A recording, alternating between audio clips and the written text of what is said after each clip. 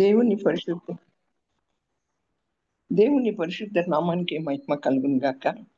ప్రభును ప్రియరక్షకును అయిన యేసు ప్రభు యొక్క నామంలో దేవుని సన్నిధికి కూడి వచ్చిన మీ అందరికీ కూడా పేరు పేరు వరుసన నా వందనాలు చెల్లిస్తున్నాను. అయితే నా ప్రియమైనటువంటి వాళ్ళగా కీర్తన 40వ కీర్తన 17వ వచనంలో, నేను శ్రమల పాలై దీనుడనైతిని, ప్రభువు నన్ను తలంచుకొనుచున్నాడు. దావీదుగా తన జీవితంలో ఆయన గ్రహించినటువంటి గొప్ప సత్యం ఇక్కడ కీర్తనగా రాశాడు. అంటే కీర్తన 8వ కీర్తన 4వ వచనంలో, దేవుడు జ్ఞాపకం చేసుకోవటానికి మనుష్యుడు ఏ పాటి వాడు. నిజమే కదా, మనల్ని దేవుడు జ్ఞాపకం చేసుకోవటానికి మనం ఏమాత్రం పట్టి వాళ్ళం కాదు. అయితే యెషయా గ్రంథం 4వ అధ్యాయం 21వ వచనంలో, నీవు నాకు సేవకుడు ఉన్నావు, నేను నిన్ను మర్చిపోజాలను అంటుంది దేవుని యొక్క వాక్యం. అయితే ఆయన చేత మరవబడకుండా ఉండటం మనకి ఎంతో ధన్యకరం. కళను కనినటువంటి వాడు తాను కనినటువంటి ఆ కళను మరిచిపోనట్లు కొందరిని మనలో ఆయన మర్చిపోతూ ఉన్నాడు. కనుకనే కనుకనే సకల విధమైనటువంటి అపవిత్రతకు, ఆపదలకు, రోగాలకు, దరిద్రతకు మనలో అనేకులం లోనవుచున్నాము. అయితే నా ప్రియమైన వాళ్ళరా, దేవుడు ఎవరిని జ్ఞాపకాల్లో ఉంచుకుంటారో వారు అన్ని విధాల ఆశీర్వదించబడతారు.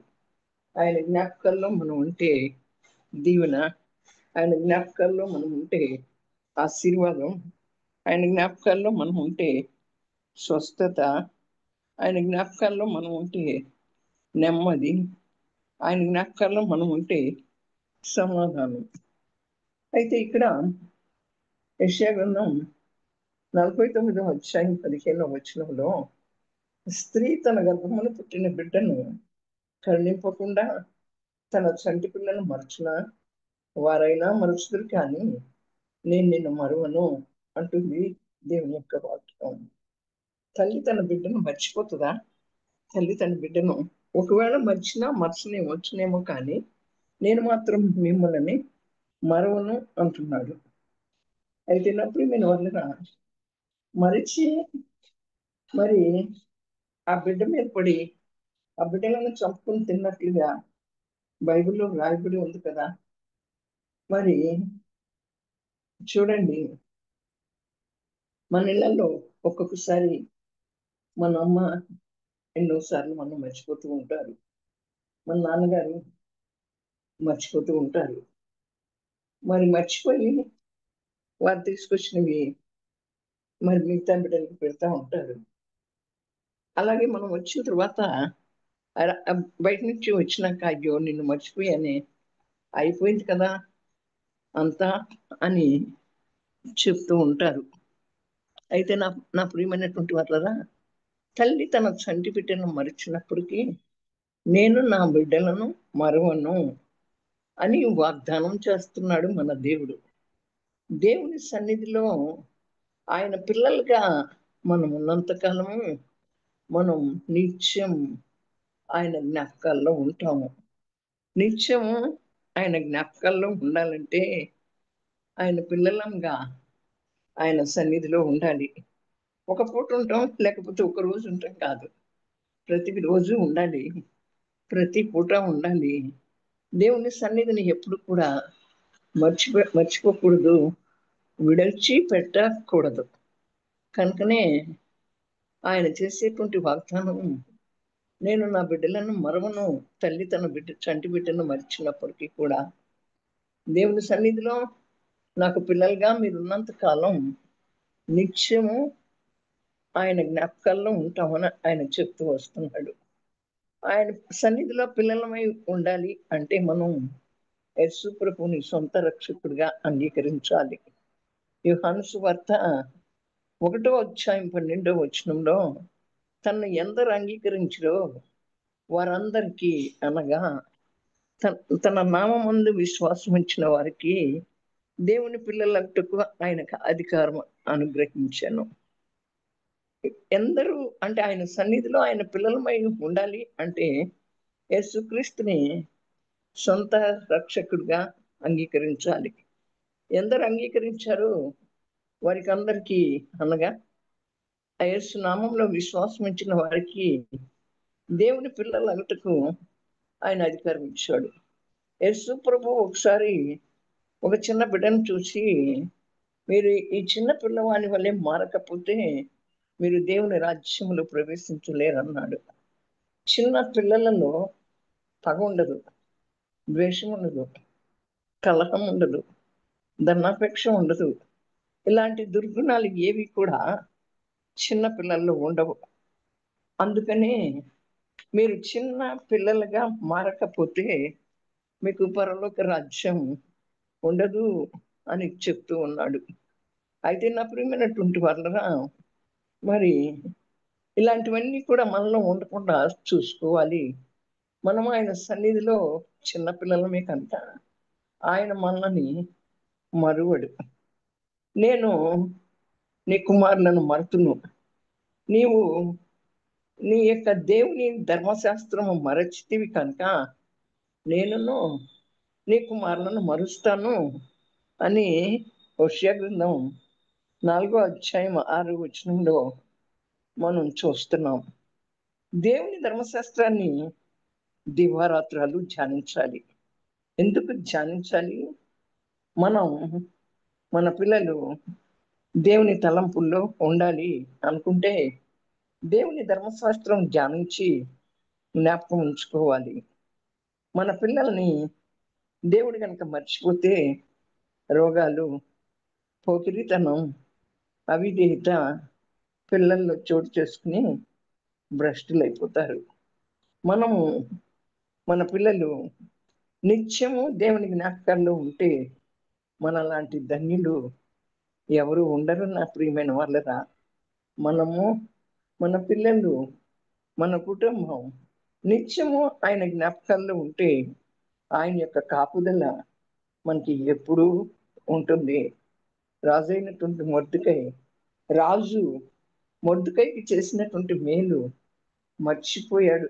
కానీ మొర్దెకై చేసినటువంటి మేలు మర్చిపోయాడు, కానీ తన బిడ్డను మహోన్నతుడైనటువంటి దేవుడు మరవలా. రాజుకి నిద్ర పట్టనీయకుండా చేసి రాజు ఆ రాజ్య సమాచార గ్రంథాన్ని తెప్పించి చదివించుకుని మొర్దెకై రాజు ప్రాణాలను కాపాడిన సంగతి చదివినప్పుడు రాజు మొర్దెకైని కనపరిచాడు. చూడండి, దేవుని బిడ్డని దేవుడు రాజు ద్వారా గణపరిచాడు నా ప్రియమైనటువంటి వాళ్ళరా.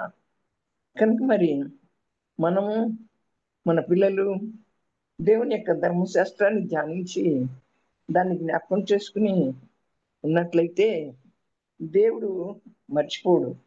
దేవుడు మనల్ని మర్చిపోతే మనకి రోగాలు, మన పిల్లల్లో పోకిరితనాలు, అవిధేయత పిల్లల్లో చోటు చేసుకుని చెడిపోతూ ఉంటారు.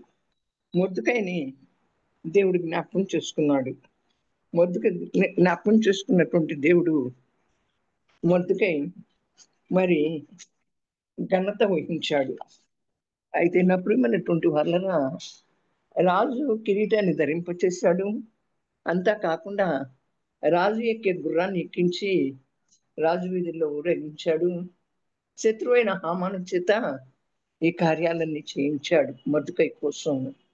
దేవుని జ్ఞాపకాల్లో ఉన్నటువంటి వారికి అలాంటి దేవుళ్ళు మరి ఉంటాయని మనం మరిచిపోకూడదు. మొర్దెకైని ఎలా దీవించాడు? రాజకిరీటం ధరింపచేశాడు, రాజు ఎక్కే గుర్రాన్ని ఎక్కించాడు, రాజు వీధుల్లో ఊరేగించాడు, శత్రువైన హామాను చేతి కార్యాలన్నింటినీ కూడా చేయించాడు. మొర్దెకై ఎప్పుడు కూడా దేవుని ధర్మశాస్త్రాన్ని ధ్యానిస్తూ జ్ఞాపకం ఉంచుకున్న వారైనా ఇశ్రాయేలీలందరికీ ధర్మశాస్త్రాన్ని బోధించేవాడు కనుకనే దేవుడు తను మరవలేదు.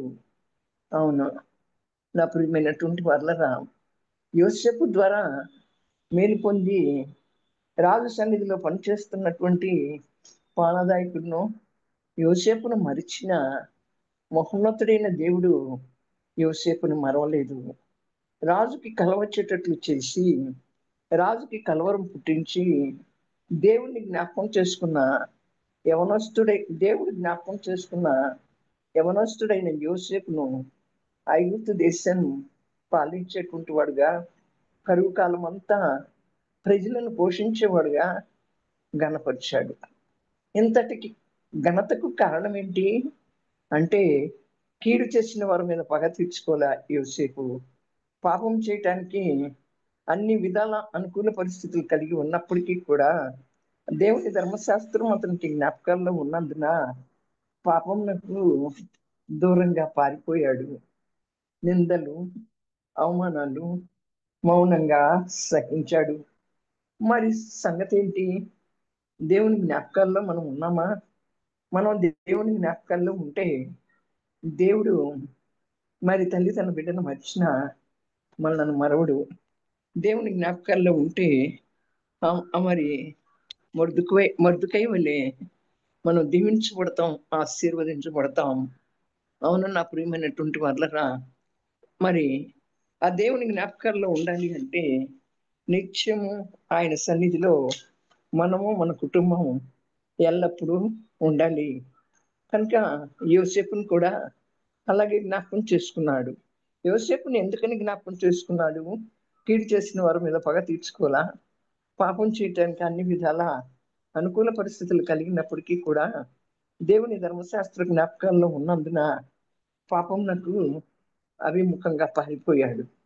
నిందలు, అవమానాలు మౌనంగా సహించాడు. మరి మన సంగతి ఏంటో? మరుసటకు నేను అన్యాయస్తులను కాను అంటున్నాడు. మరి హెబ్రీ పత్రిక 6వ అధ్యాయం 10వ వచనంలో, మీరు చేసిన కార్యాన్ని మీరు పరిశుద్ధులకు ఉపచారం చేసి ఇంకను ఉపచారం చేయుచుండుట చేత తన నామమును బట్టి చూపిన ప్రేమను మరుచుటకు దేవుడు అన్యాయస్తుడు కాదు. దేవుని పిల్లలు దేవుని సేవకులకు చేసిన ఉపచర్య, దేవుని సేవకు చేసిన సహాయం దేవుడు ఎప్పుడు మరవడు. ఈ వాక్యంలో మనం గమనించవలసినటువంటి ముఖ్య విషయం ఏంటంటే, ఆయన జ్ఞాపకాల్లో కనుక మనం ఉంటే, ఆయన జ్ఞాపకాల్లో మనం ఉంటే ఎల్లప్పుడూ ఆయన మరి సత్క్రియలు ఆయన ఆయన ఆయనను గురి ఆయన ఆయన మనం ఆయన పరిచర్య చేసేటప్పుడు సత్క్రియలు చేయాలి. సత్క్రియలు చేయటంలో మనం అలసిపోకూడదు. సత్క్రియలు చేయటంలో అలసిపోకుండా ఉండాలి నా ప్రియమైనటువంటి వాళ్ళరా. కనుక అటువంటి వారినే దేవుడు జ్ఞాపకం చేసుకుంటున్నాడు. దేవుడు జ్ఞాపకం చేసుకోవటమే కాకుండా తోకగా ఉంచకుండా తలగా ఉంచుతాడు. ఈ ఆశీర్వాదానికి కారణం ఏంటంటే, ఒకప్పుడు చేశాము, ఇంకా చేస్తూనే ఉన్నాము. మనం ఒకప్పుడు చేసాం సత్క్రియలు, ఇంకా కూడా చేస్తూనే ఉండాలి. అటువంటి అలా చేసి ఇంకా చేస్తూనే ఉన్నప్పుడు మర్చిపోవటానికి దేవుడు అన్యాయస్తుడు కానీ కాదు నా ప్రియమైన వాళ్ళగా. కనుక ఇక్కడ మనం చూసినట్లయితే, నేను నిన్ను మరువజాలను అన్నాడు. అవును, దావీదు అనుకుంటున్నాడు ఆయన తనను మర్చిపోయాడు అనుకుంటున్నాడు. మరి ఆయన జీవితంలో జరిగినటువంటి వాటన్నిటినీ కూడా జ్ఞాపకం చేసుకుంటే, నువ్వు నన్ను మర్చిపోలేదు కానీ దేవుడు మర్చిపోవటానికి మనుషులు ఏమాత్రం పట్టువాడు అంటున్నాడు. అంతేకాకుండా తల్లి తన బిడ్డను మరిచినా నేను నిన్ను మరవలేదు అంటున్నాడు. నేను నీ కుమారులను మర్చిపోతాను. ఎప్పుడు మర్చిపోతాను? మరి ధర్మశాస్త్రాన్ని దివారాత్రాలు ధ్యానించి జ్ఞాపకం ఉంచుకోకుండా దేవుని సన్నిధికి రాలేకుండా ఉన్నప్పుడు ఆ పిల్లలకు కలిగేటువంటి నష్టాలను తెలియజేశాడు. మరి ఇక్కడ చూసినప్పుడు మొర్దుకైని మర్చిపోవాలా, మొర్దుకైని దీవించి ఆశీర్వదించాడు. అలాగే యోసేపును కూడా మర్చిపోలా. యోసేపులో ఉన్న లక్షణాలను బట్టి, ఆ యోసేపు కలిగినటువంటి ఆ స్వభావాలను బట్టి ఆయన మర్చిపోలా. కనుక మర్చిపోవటానికి ఆయన అన్యాయస్తుడు కానని చెప్తూ ఉన్నాడు నా ప్రియమైనటువంటి వాళ్ళరా. అట్టి దేవుణ్ణి మనం కలిగి ఉన్నాము. తల్లి తన బిడ్డను మరిచినా మరవనన్న దేవుడు.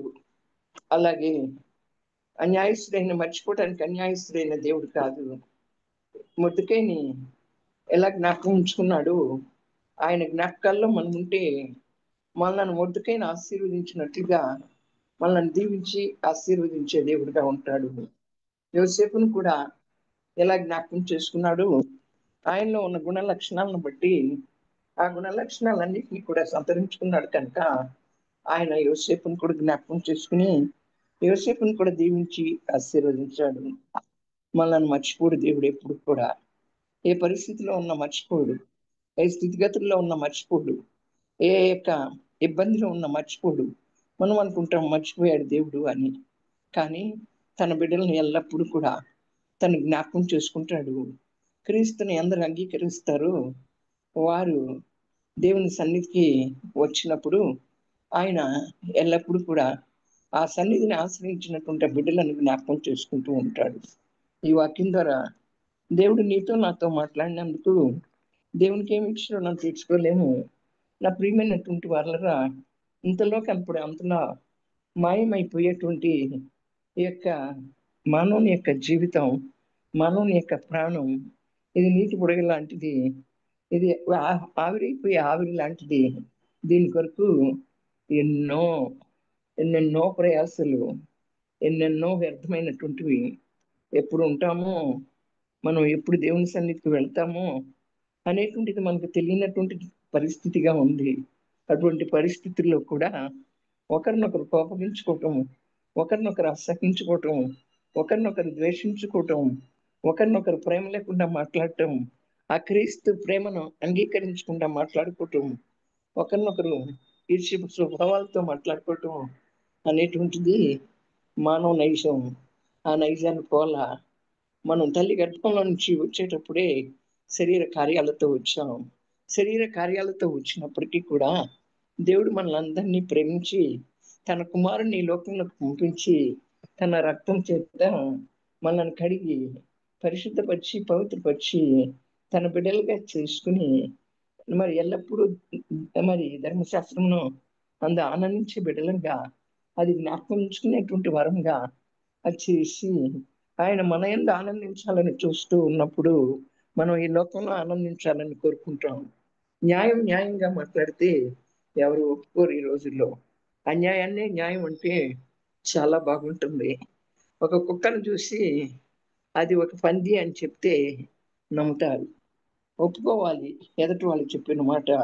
అది అన్యాయమైనప్పటికీ కూడా అన్యాయస్తుడైన లేడరే న్యాయం తీర్చాడు. మనకు ఆయన న్యాయకర్తగా రాబోతున్నాడు కనుక ఆ న్యాయ సింహాసనం ఎదుట ఆ తీర్పు వెలువడే రోజున మనం నిలబడతాం కనుక మనల్ని మనం సరి చేసుకోవాలి. మనల్ని మనం సరి చేసుకుంటూనే మనం ఆ బిడ్డలో పెట్టి ఆ దేవుని దగ్గరికి వెళ్ళేంత కాలం వరకు కూడా నువ్వు నేను ప్రతి నిమిషం సరి చేసుకోవాలి. సరి చేసుకుంటూనే ఉంటాం, కానీ సద్భక్తితో బ్రతుకును ఉద్దేశించిన వారికి అనేక శ్రమలు, అనేక నిందలు, అనేక అవమానాలు, అనేకమైనటువంటివి ఎదురవుతూ ఉంటాయి. అయితే నా ప్రియమైన వాళ్ళరా, ఎక్కడ ఉన్న దేవుణ్ణి ప్రేమిస్తామని చెప్తాం, కానీ ఎదురుగా ఉన్న మనిషిని ప్రేమించలేం. ఆ బలహీనతను ద్వేషించు, కానీ ఆ మనిషిని ప్రేమించాలి కదా. అందుకే దేవుడు అంటాడు, అందరినీ ప్రేమించు కానీ అందరినీ నమ్మద్దు, నన్ను మాత్రమే నమ్మమంటాడు. ఏ స్థితికైనా చాలిన దేవుడిగా మనకున్నాడు కనుక ఆయనను మనం నమ్మాలి. ఆయన మనల్ని మర్చిపోడు. ఆయన మర్చిపోజాలన్నటువంటి వాడు కనుక ఎవరైనా మర్చిపోవచ్చు. మాట ఇచ్చి మర్చిపోయేవారు చాలా మంది ఉంటారు. మాట ఇచ్చి మర్చిపోయేటువంటి దేవుడు కాదు. అబ్రహాంకి నేను చెప్పి చేయకున్నానా అని సెలవిచ్చిన దేవుడు నేడు నీతో నాతో కూడా ఉన్నాడు కనుక ఆ దేవుని ఈ వాక్యం మనల్ని ఈ రీతిగా జీవింపచేసినందుకు, మనల్ని ఈ రీతిగా ఉజ్జీవింపచేసినందుకు దేవునికి కృతజ్ఞతాస్తుతులు చెల్లిస్తూ ఈ వాక్యం మనందరి వెనుకలో దీవించి ఆశీర్వదించి ఫలభరితం చేయను గాక. ఆమేన్. పరిశుద్ధుడా, ప్రేమ స్వరూపి యేసయ్య, మాతో మాట్లాడే కృప ఈ అల్పమైనటువంటి ఆయుష్కాలాన్ని చూసుకునే మేము చాలా నీ సన్నిధిలోకి రాలేకపోతూ ఉంటాం. మా సుఖాలన్నింటినీ విడిచిపెట్టి మీ సన్నిధిలోకి రాలేకపోతూ ఉంటాం. మా జీవం ఏమాత్రం పట్టింది ప్రభా, మా యొక్క ఆయుష్ నీటి బుడగ లాంటిది. అవును ప్రభా, ఎప్పుడు ఉంటామో ఎప్పుడు పోతామో మాకు తెలియదు. కనుక అయ్యా, మీ కృప చూపించండి, కార్యం చేయండి. వచ్చిన ప్రతి బిడ్డని పేరు వలసిన దీవించి ఆశీర్వదించండి. మీ కృపలో జ్ఞాపకం చేసుకోండి. రాలేనటువంటి వారిని జ్ఞాపకం చూసుకోండి. మమ్మల్ని అందరినీ కడగండి, శుద్ధి చేయండి. మా నోటి మాటలు, మా ఆలోచనలు, మా తలంపులు, మా ఊహలు, మా ఉద్దేశాలు సమస్తాన్ని మీరు కడిగి పరిశుద్ధపరిచి పవిత్రపరిచి నీ సన్నిధిలో నీతిమంతులుగా చేసి మమ్మల్ని మీ చేతుల్లో చెప్పుకోనమని, మమ్మల్ని మర్చిపోవద్దని, నీ సన్నిధికి వచ్చిన ప్రతి ఒక్కరిని కూడా నీ బిడ్డలుగా అంగీకరించబడిన మమ్మలను ఆశీర్వదించే దేవుడు అని గుర్తెరగటానికి కృప చూపించమని త్వరగా రానున్న యేసు ప్రభు యొక్క శక్తి కలిగిన నామంలో ప్రార్థించుకుంది నామ తండ్రి. ఆమేన్, ఆమేన్, ఆమేన్.